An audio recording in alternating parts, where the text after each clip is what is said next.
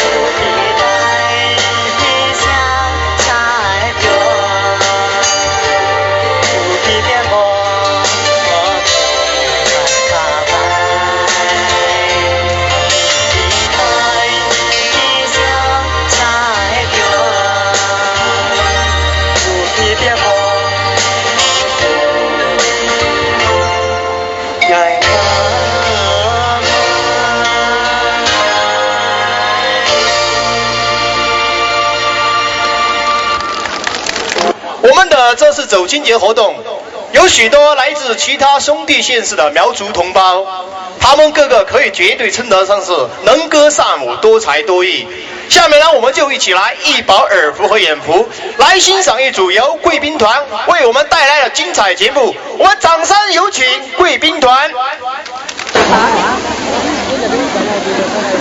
陆陆续续面试这个，他那打那个啦，照片上改开叫哪？当面会把给哈。